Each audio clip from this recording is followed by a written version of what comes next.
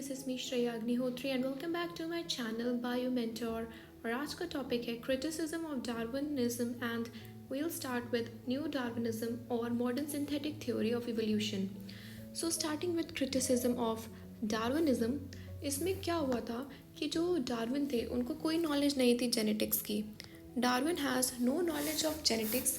इसकी वजह से वो एक प्रॉपर सेटिस्फैक्ट्री एक्सप्लेनेशन नहीं दे पाए कि क्यों ओरिजिन हुआ एंड क्यों इनहेरिट जो चीज़ें हैं वो इनहेरिट क्यों होती हैं, वेरिएशंस का इनहेरिटेंस क्यों होता है. डार्विन और वैलेस थे, they were unable to distinguish between heritable and non heritable variation. जो वेरिएशन हेरिटेबल होते हैं और जो वेरिएशंस नॉन हेरिटेबल होते हैं उन दोनों के बीच में डार्विन और वैलेस डिस्टिंग्विश नहीं कर पाए थे. सेकेंड पॉइंट है कि डार्विन ने theory of pangenesis put forward करी. जो थ्योरी ऑफ पैनजेनेसिस है it was rejected by Galton. क्यों?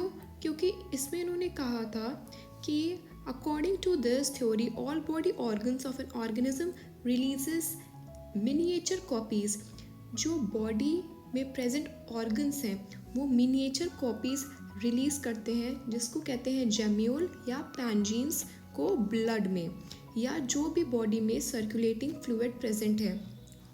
तो ये जो पैनजीन्स या जेम्यूल्स हैं ये कैरीड होते हैं towards the sex gland.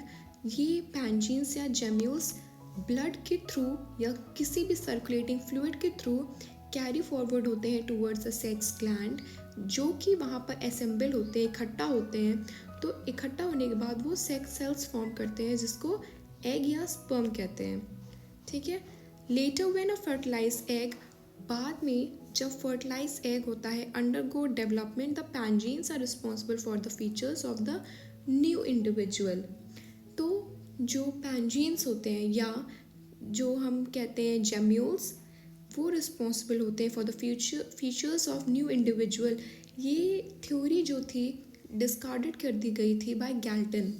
Third है डार्विन की कुछ थ्योरी थी नेचुरल सिलेक्शन की जो कि क्रिटिसाइज़ करी मैनी वर्कर्स ने. बहुत सारे वर्कर्स थे उन्होंने क्रिटिसाइज़ करी जैसे कि ओवन एंड सेडविक, क्योंकि इसमें कुछ चीज़ें ऐसी थी जो वो नहीं बता पाए, नहीं एक्सप्लेन कर पाए, जैसे कि inheritance of small variation, presence of vestigial organs और भी चीज़ें लाइक ओवर स्पेशलाइजेशन. तो क्या होता है इनहेरिटेंस ऑफ स्मॉल वेरिएशंस में कि जो डार्विन थे he distressed more upon the inheritance of small fluctuating variations. जो छोटे छोटे से वेरिएशंस होते थे तो डार्विन ने उस पर ज़्यादा जोर दिया, which in fact are not heritable, जो कि इनफैक्ट हेरिटेबल नहीं है, एक जनरेशन से दूसरी जनरेशन कैरी नहीं करते and they have no role in evolution. Second point है प्रेजेंस ऑफ वेस्टिजियल ऑर्गन्स. जो डार्विन थे he was unable to explain that why vestigial organs are present. क्यों वेस्टिजियल ऑर्गन्स, उन्होंने कहा कि जो कैरेक्टर्स होते हैं that are carry forward to the next generation और the offsprings, but vestigial organs जो कि किसी भी यूज़ के नहीं हैं तो why they are like carry forward to the next generation. Darwin is unable to explain the presence of vestigial organs. Use के नहीं हैं बट स्टिल ऑर्गेनिजम्स में वेस्टिजियल ऑर्गन्स प्रेजेंट होते हैं, तो he was unable to explain it. Now modern synthetic theory of evolution और new Darwinism. कुछ supporters थे डार्विन के, तो उन्होंने कुछ चीज़ें या कुछ कॉन्सेप्ट वो लाए कि जो डार्विन के पॉस्टुलेट्स हैं उसको सही प्रूव करने के लिए थोड़ा सा मॉडिफिकेशन उसमें डार्विनिज्म के कॉन्सेप्ट में लाए कि वो थोड़ी सी एक्सेप्टेबल हो जाए. तो कुछ चीज़ें हैं like the modern synthetic theory of evolution involves some basic and accessory factors which provide genetic variability to the gene of a population. So कुछ फैक्टर्स हैं like basic factors are there and accessory factors are there. Basic factors जो कि evolution cause करते हैं यार mutation, variation, heredity, natural selection, reproductive isolation. Accessory factors जैसे कि migration, hybridisation, genetic drift add to the variability of genotype. Mutation जो कि एक बेसिक फैक्टर है। म्यूटेशन में क्या होता है कि कोई भी ऑल्टरेशन डीएनए में, वो उसको कहते हैं म्यूटेशन, जो कि कॉज करता है, it brings a drastic change which leads to a new organism. Alteration in chemistry of DNA जो कि क्या कॉज करता है, drastic change in new organism. ठीक है। The useful mutation leads to better adaptation. जो यूजफुल म्यूटेशन होते हैं वो बेटर एडाप्टेशन लीड करते हैं, पर जो हार्मफुल होते हैं वो एक्सटिंक्शन कॉज करते हैं ऑर्गेनिज्म का।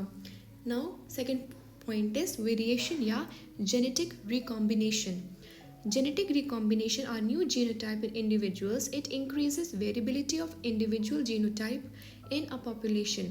Genetic recombination से क्या होता है कि new genotype present होते हैं in individuals, are new genotype in individuals, जो कि वेरिएबिलिटी को इंक्रीज करते हैं किसी भी इंडिविजुअल जो कि एक पॉपुलेशन में प्रेजेंट है।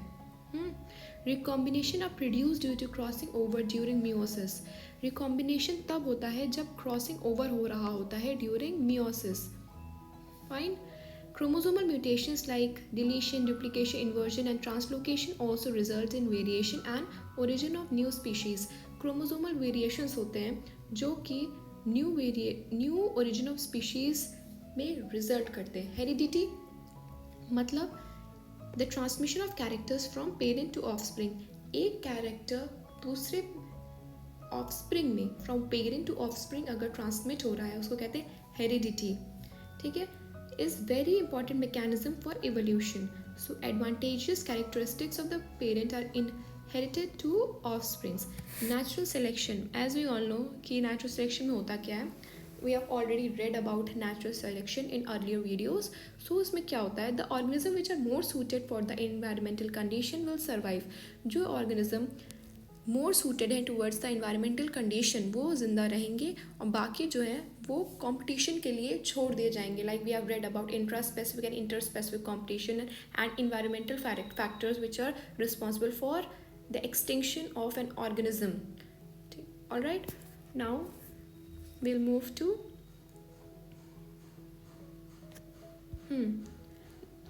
types of natural selection। कितने तरीके के natural selection होते हैं? 3 तरीके के होते हैं, स्टेबलाइजिंग, डायरेक्शनल, डिसरप्टिव। फाइन। तो स्टेबलाइजिंग सिलेक्शन में क्या होता है कि ये जो सिलेक्शन होता है ये फेवर करता है एवरेज या नॉर्मल फिनोटाइप को।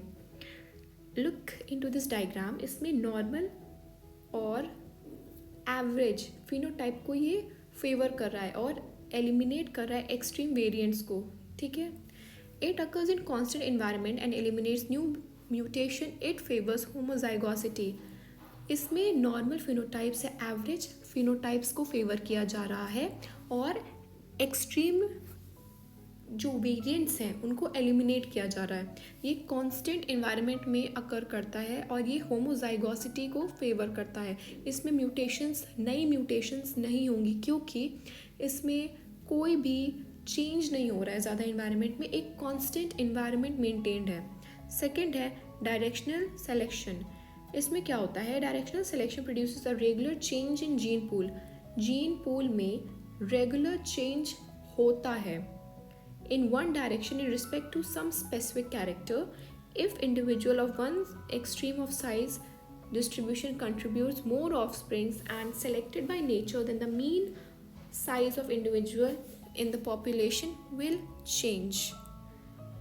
ठीक है। थर्ड है disruptive। This type of selection acts to break up previously homogeneous population into several different adaptive forms in it favors individual at both extremes। दोनों extremes पे individual को favor करेगा।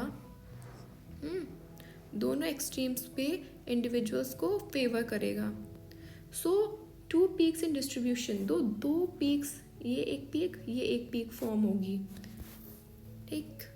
Now there are some examples of natural selection। So one of the example is industrial melanism। So जो industrial melanism होता है it is an example of natural selection and protective resemblance in biston butyllaria। बिस्टिन ब्रिटिलेरिया एक black peppered moth होता था।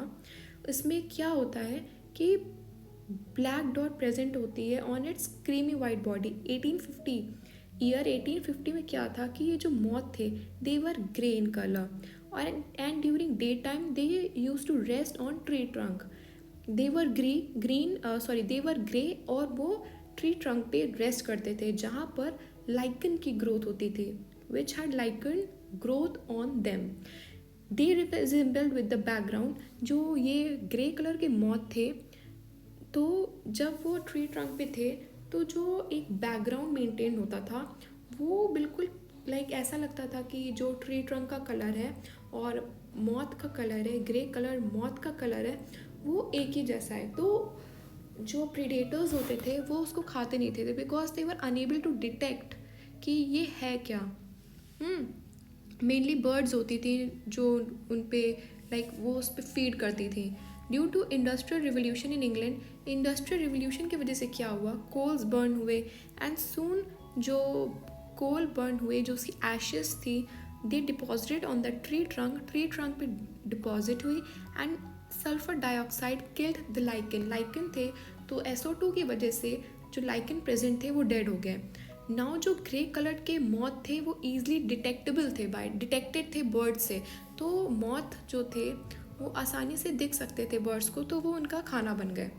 Now the next example is DDT, dichloro diphenyl ट्राइक्लोरोइथेन।